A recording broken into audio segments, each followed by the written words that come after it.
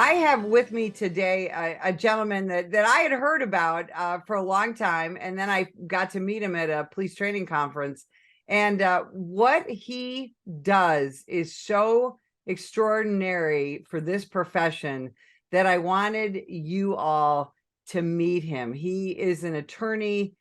He's a supporter of law enforcement. He's a big supporter of the rule of law and fighting that false narrative that somehow it's American law enforcement that is causing all the crime and chaos in our country today.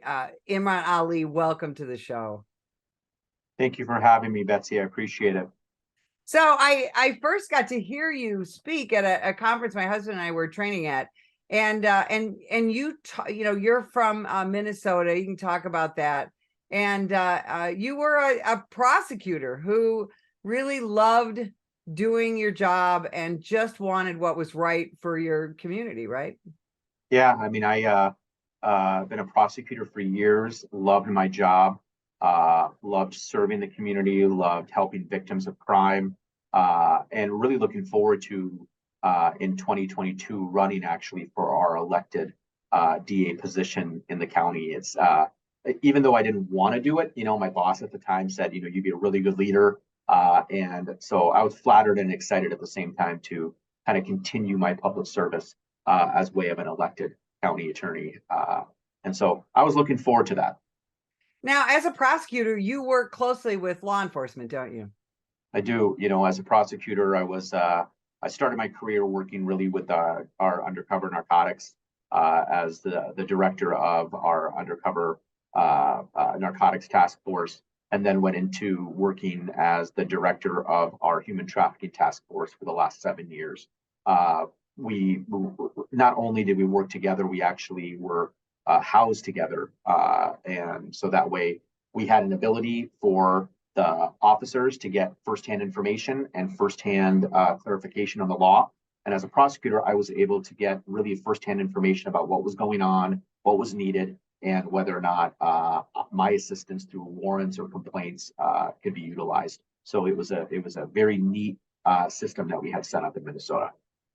So something happened involving a police officer that sent you on a different trajectory. Talk about that. Yeah. I feel like it was yesterday, but April of 2021, as the prosecutor, I was assigned the Kim Potter prosecution.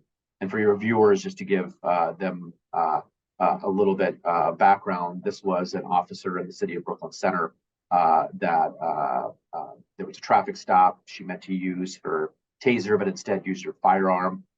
Dante Wright was killed, and as a result, thereafter, there was a subsequent prosecution. I was assigned to prosecute that case. Like any other case, I look at it objectively, regardless of who is charged or who the suspect is. I want to look at the facts and the law. But I also wasn't naive to know that at the time that this happened, the entire national, international media was galvanized and organized in Minneapolis because it was the trial of Derek Chauvin. So the timing I knew was going to lead to, definitely some issues. But what followed thereafter is something that I even couldn't have dreamed of happening. Now, Kim Potter, police officer with Brooklyn Center, Minnesota, she did make a terrible, life-altering mistake. And this is something that has happened about 20 times in recent history over the last few years, where she grabbed her taser or her firearm instead of her taser. Deontay Wright was a felon. He was wanted on a gun charge. He was not an innocent player, if you will. He had put several people in the hospital. But she did make a terrible mistake. Police officers make mistakes. So as a prosecutor, what was your intent in charging her with a crime? Because that needed to happen, didn't it? It did. I mean, and again, some of your viewers are going to disagree. And as I train all around the country, I say that some people are going to disagree. But when I look at it, I believed it to be not intentional. I believed it to be a mistake. Remember, at the time that this happened, there were only a very small select people that had viewed the body-worn camera. Now, likely all of your viewers, and I know you have as well, and you saw Kim's reaction afterwards. It was a mistake. This was not intentional. And so then I look at the policies and procedures within the department. And what I found was that there were policies and procedures that were adopted, that the intent of the department wasn't to have it be such. It was just a uniform policy that was put into place, but that policy prohibited Officer Potter from even firing a incapacitation device or a taser in a vehicle. And so when I look at all that information, I believed in my heart that a crime was committed. I believe that it was manslaughter in the second degree. And I also believe, like I would on any other case that I've charged with manslaughter, that these are mistakes, and that the person behind that mistake should be given probation. And again, that's what I do on everybody else. Just because Officer Potter is in law enforcement, and just because we were on the in the midst of an international trial sensation of Derek Chauvin, that didn't detract my my thinking. I was going to stand up for what I believe in and how I treat everybody the same way. And unfortunately, I never got to see that play out because I just walked away.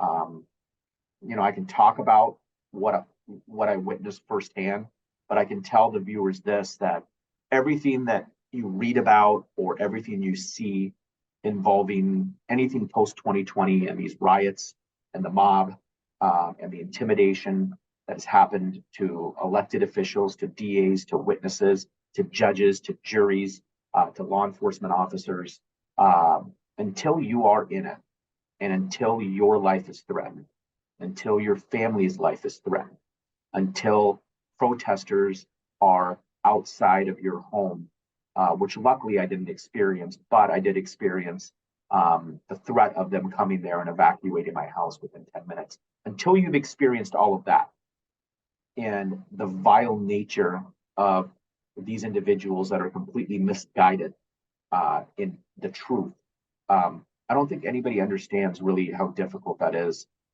to deal with. And I know I could carry that burden on my shoulders, but what I wanted was somebody from the outside, somebody that was a leader in our state, somebody that could speak up and say, I've known this prosecutor. This is a good prosecutor. He's experienced. And all I found was silence. And that silence for me spoke volumes, because those people that should have been talking weren't talking. And as a result of it, it led in me just walking away and quitting. And I can, if you're interested, I can give you a conversation I had with attorney Ben Crump, which is kind of the one reason I would say I walked away. And I had a conversation with him, and I went and talked to my boss at the time. His name is Peter Orpett, probably my best friend, my mentor, definitely the reason I was in Washington County. And I know he'd been dealing with the protests at his house every day, and it's war on him then. And this is a guy who was elected as a DA in Washington County, which is outside of St. Paul. And he instantly brought in things like African-American mentor leadership, where we would take children that were in high school from all around the city, and we'd bring them in and get them interested and excited about a career in law enforcement and prosecution. That was his passion, and that's what he did. He was infectious like that. And when I went to his house, I saw a different Pete. And the reason I saw a different Pete is because he was repeatedly called a racist. And that word hurt him so much. And I see that word being used a lot every day. And I'm a person of color, and I've encountered racism, no doubt about that. But when the term racist is now thrown around by especially those on the woke side, the difficulty now is it's lost its meaning now. That's a strong, strong word.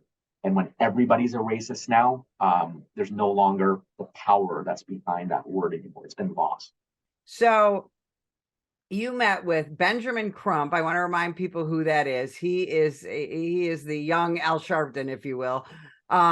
He's an attorney. He's gotten involved in cases everywhere from Michael Brown to George Floyd to other infamous police shooting cases. He's now involved in I think he's involved in the Tyree Nichols case. But his speech is salacious in nature, and very often he doesn't speak the truth. And he helps perpetuate that false nature that American law enforcement is somehow the problem nationwide. And you had a conversation with him about the Kim Potter case. I did. My initial conversation with him was very pleasant. He indicated to me that we did the right thing and we charged Officer Potter with the only crime available. Now, mind you, this isn't just an attorney coming in. This is somebody that had already advised George Floyd's family. So they're familiar with Minnesota law. And so I left that meeting, 24 hours after the death of Dante Wright. I left that meeting feeling, okay, maybe I can try to convince the civil attorney in this case that this case is so much different than any other case. And what I ended up finding out was that within 24 hours after we had that meeting, now there was stuff that was said in the media and said to perpetuate misinformation and using words like intentional. And so when I had a conversation after seeing, Pete have that visceral reaction to being called a racist, I called Ben and I said, look, sir, I have a great deal amount of respect for you, but understand that when you say words, they matter. And there are people in the community that are going to believe what you say. And if you say that you watched a body worn camera and you believe this to be intentional, there are people that are going to believe that. And please stop with that rhetoric, because Betsy, I truly believed at that point that something bad was going to happen. I believed that either a protester was going to harm Pete, protester was going to harm me or my family. A protester, maybe one of Pete's neighbors or my neighbors, were going to get fed up with all of the attention and maybe they were going to harm a protester. I just knew that tensions were really high. And my intention of calling Mr. Crump was to say, come on, stop. And I was met with resistance because my job as a prosecutor is to seek justice in the courtroom and his job is to seek justice in the streets. And for me, that was all too much for me to go forward to be a prosecutor anymore. And so truly, when I say I walked away, I didn't have a job. I didn't have a plan. I just knew that even though our children wouldn't know, even though they're too young and they wouldn't realize the decision I had to make. But I knew that if I'm teaching my 6-year-old at the time about right versus wrong and integrity, and if 10 years, 20 years, and let's say she never knew about anything that happened with this case, it would eat me up alive knowing that I didn't do what I needed to do at that time. So I walked away. Well, so you walked away from that job, but you began a whole entire new passion, and I want to talk about that. And let's start with your dealings with the media, because again, one of the things that you're trying to do out there is fight that false narrative, and we do that at the National Police Association, but you don't see a whole lot of media wanting to talk about the truth when it comes to law enforcement use of force. Talk about that.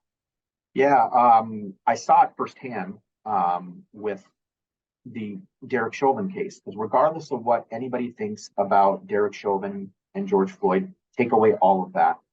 In the middle of jury selection, all of us witnessed a elected city council announce a record-breaking lawsuit and a settlement. And there is no way anybody can convince me that that wasn't an attempt to sway a jury.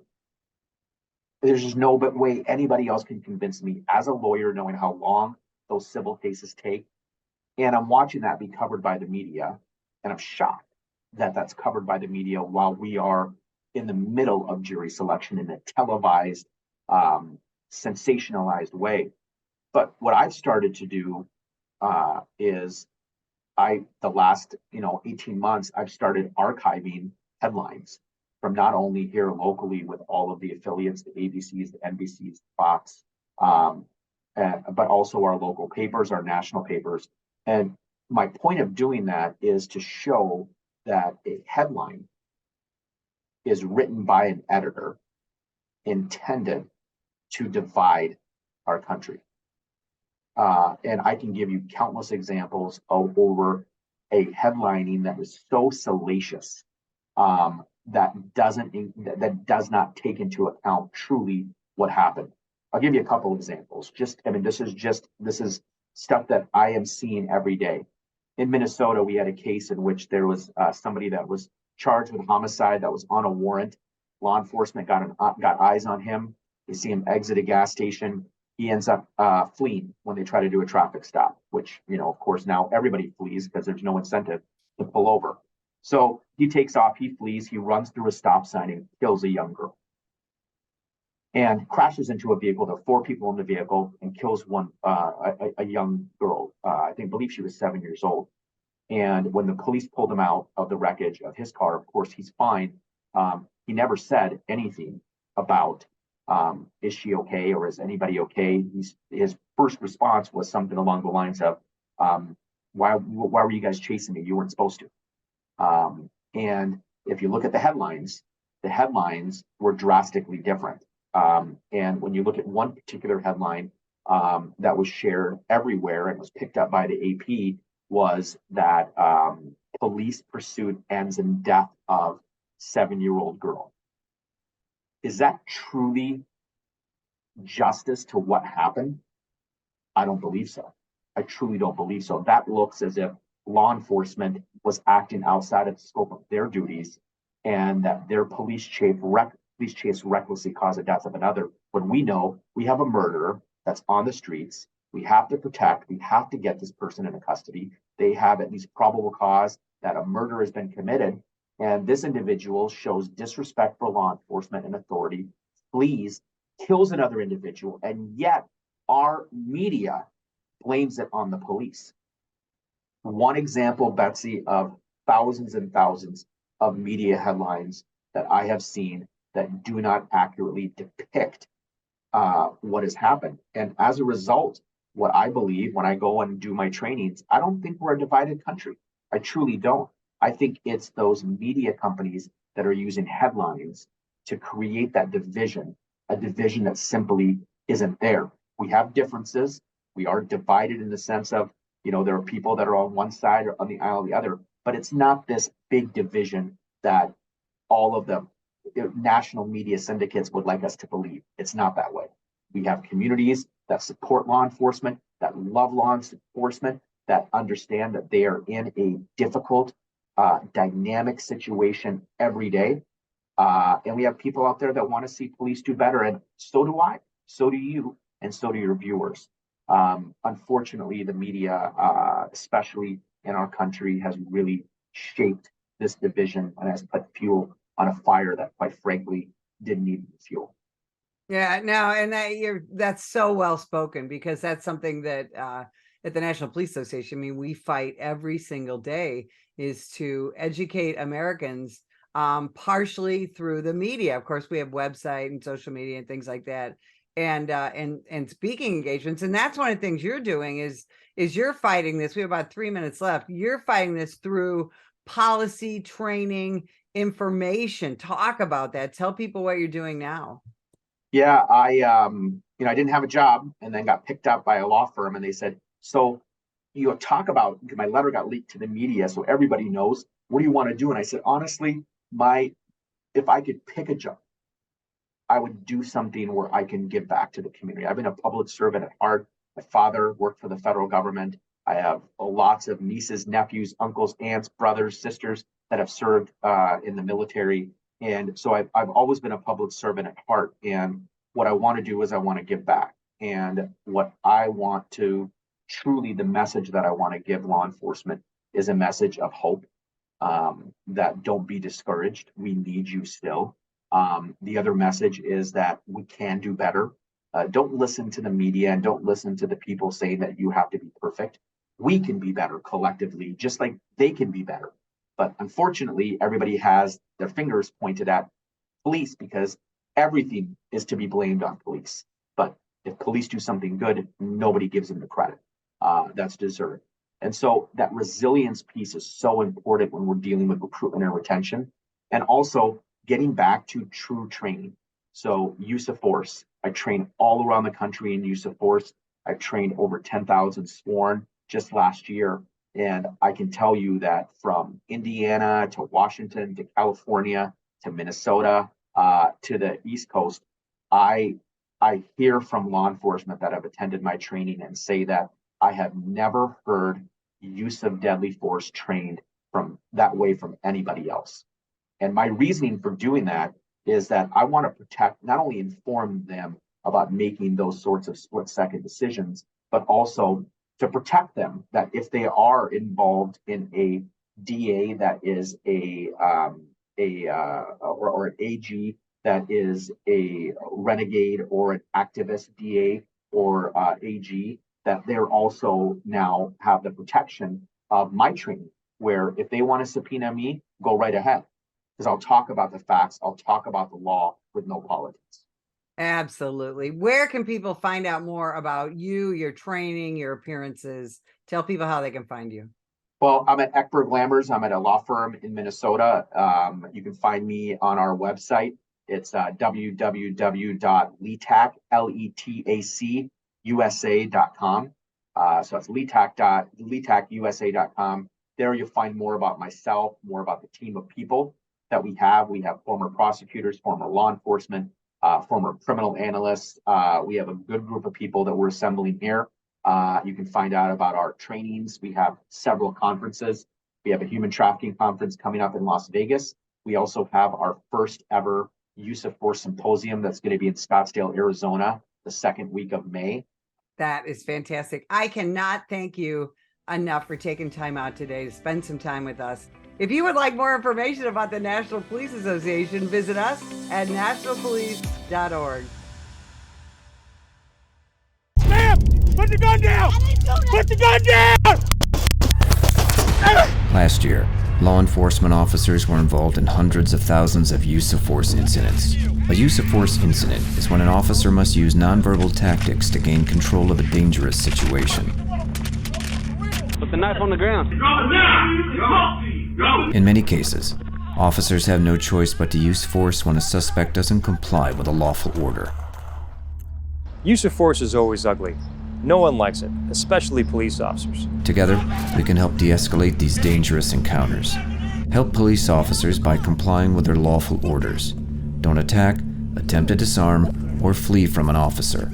Use of force is an officer's last option. Most incidents can be avoided by not resisting arrest. If you feel you've been wrongfully detained by a police officer, then seek a legal solution after the encounter has been resolved. Let's keep everyone safe. Comply now and complain later.